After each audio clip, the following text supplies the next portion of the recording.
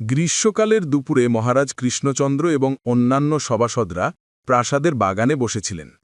প্রচণ্ড গরম আর সূর্যের তেজ ছিল খুব বেশি। এক সভাসদ সূর্যের স্তুতি করে বলতে লাগলেন, আহা, সূর্যের কি প্রচণ্ড তেজ! এ তেজের কাছে কিছুই দাঁড়াতে পারে না। গোপাল ভাঁড় সুযোগ বুঝে বললেন, মশাই, আপনি ভুল বলছেন। সূর্যের তেজের কাছে একটি জিনিস অন্তত দাঁড়াতে পারে। সভাসদটি ব্যঙ্গ করে বললেন, কি এমন জিনিস?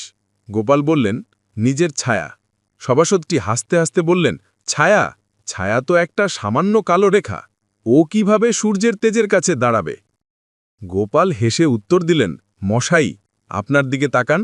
এখন সূর্যের তেজ সবচেয়ে বেশি, অথচ আপনি আপনার শরীরের ছায়াটা দিয়ে নিজেই সেই তেজের উপর চেপে দাঁড়িয়ে আছেন। সূর্যের তেজ যত বেশি, আপনার ছায়াও তত স্পষ্ট এবং দৃঢ়। আপনার শরীর সূর্যের তেজকে আটকে দিয়ে নিজের ছায়া তৈরি করছে। তাহলে বলুন তো, সূর্যের তেজ বড় নাকি সেই তেজকে আটকে দেওয়া ছায়া? সভাসদটি গোপালের কথার গভীর অর্থ বুঝতে পেরে চুপ করে গেলেন। মহারাজ গোপালের রসবোধ ও তাৎক্ষণিক বুদ্ধির প্রশংসা করলেন।